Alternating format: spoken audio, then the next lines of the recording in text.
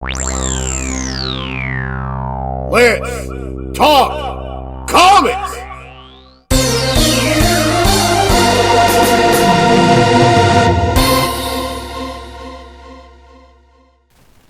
Welcome to the first edition of the Comically Speaking with Victor podcast. I'm your host, Victor Nunley, and I am the Comic Hero. Now, for those of y'all who are unfamiliar with me, I host a weekly web series on YouTube called The Comic Hero Show. I've been doing it for 10 years and have done 462 episodes. The subject matter of the web series is comic books and everything within the realm, and I use the show as a platform to raise awareness of different causes. I've raised awareness of breast cancer, colon cancer, endometriosis, lung cancer, brain cancer, you name it.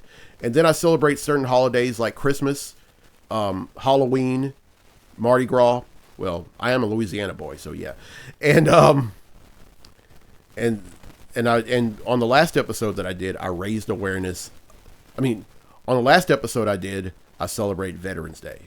I have a very high I have a very high adoration for our military, and I always do that. I do that, and I always celebrate a Memorial Day as well. Now, I'm very famous for the t-shirts that I wear on every episode, and those t-shirts are according to some of the causes that I raise awareness of in the holidays that I celebrate. And then I also have superhero themed shirts. But y'all check it out. Y'all will not be disappointed.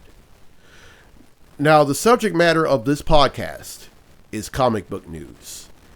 And I'm also going to let y'all know what I think of certain books that I'm reading.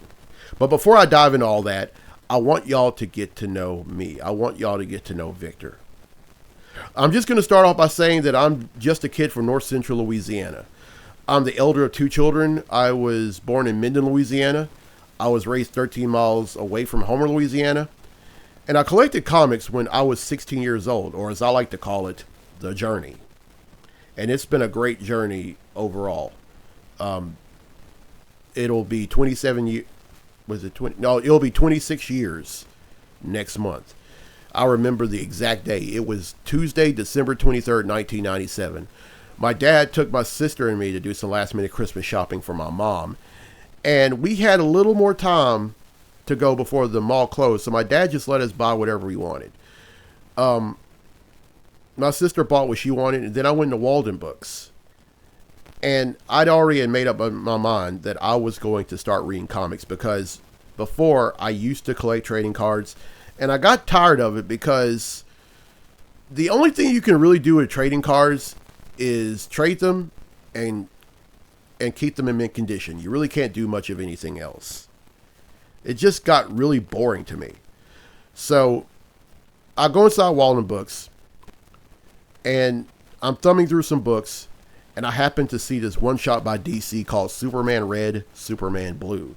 This was back when Superman had electromagnetic powers after he had lost his regular powers during a crossover event from DC called The Final Night. And you're probably wondering, why would you collect Superman at that time? One thing about me when I was growing up, or when I was younger, now, I'm very open-minded. I always have been. But back then, I was guns blazingly open-minded. I didn't care. And as a 42-year-old now, I'm very cautious. And some of the books that I would read by Superman would be the flagship books, Superman, then Action Comics, The Adventures of Superman, Superman the Man of Steel, and then a quarterly book by DC called Superman the Man of Tomorrow. And these would be the only books that I would collect for more than a year. And then midway during my junior year of high school, I started reading other books like Fantastic Four, Green Lantern, and The Flash.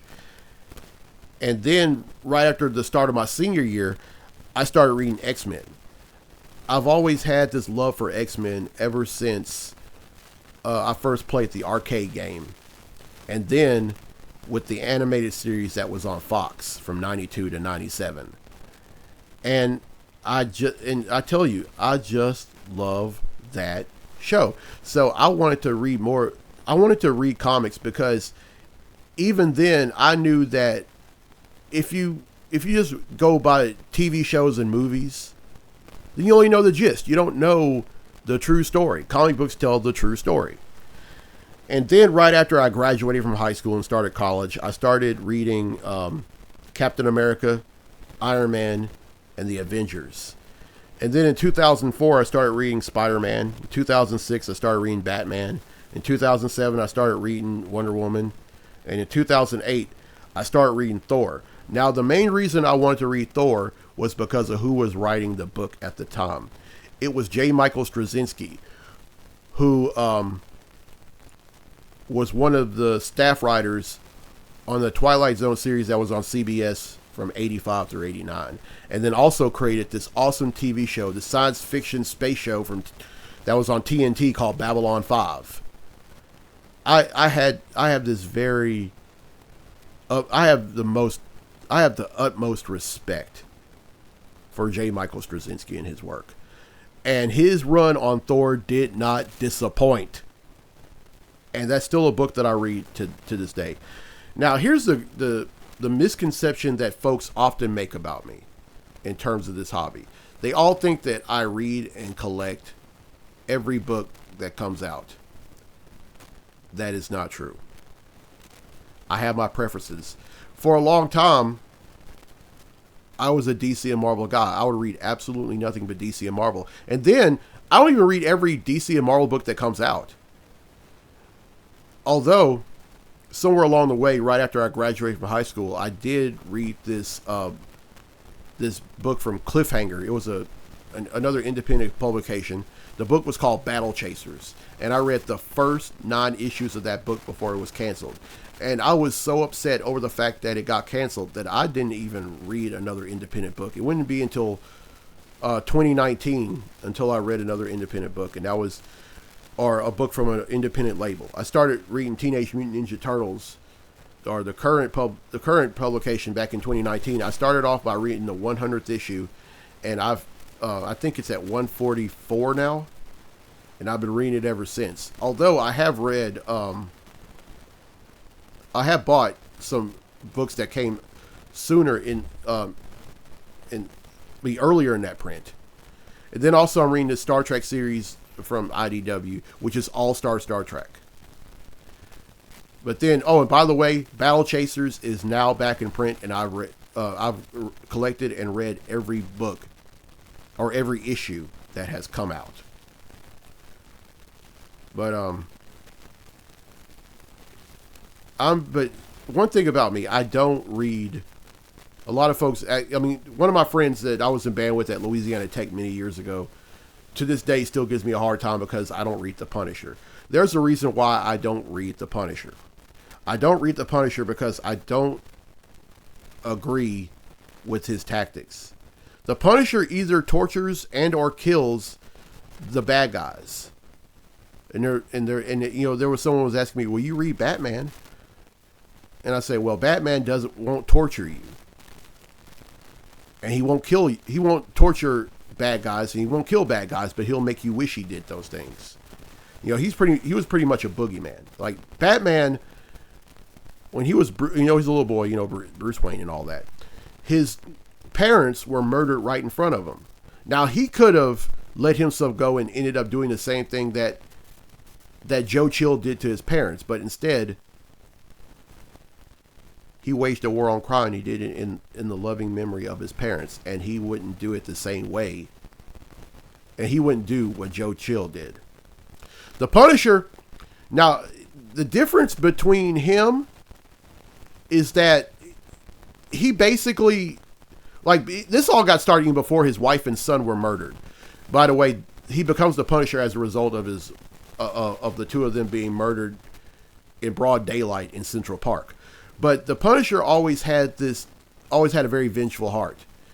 He was denied from being a Catholic priest because of his stance on vengeance. So no, I don't agree with the Punisher, and that's why I don't read him. But charge that. So if you think otherwise of me of that, charge that to my head, not to my heart. But that's just me. Now, my favorite superhero, well, with DC, hands down, Superman. Always has been, always will be. And with Marvel, Spider-Man. Spider-Man is this, light-hearted character. And you could have think that he would have, after getting his powers and after his Uncle Ben was murdered, you would have thought that he would just be this cold-blooded killer, but he decided not to do that because he remembered something that his uncle said. And the old saying, with great power must also come great responsibility. And that's something that he lives by every time he puts on that costume. And who cannot love that? I know I do. But that's just me in a nutshell. I hope now y'all have a vivid understanding of what I'm about. And I'll catch y'all next time on Comically Speaking. So until then, I'm Victor Nunley. Be safe, be blessed, be a hero.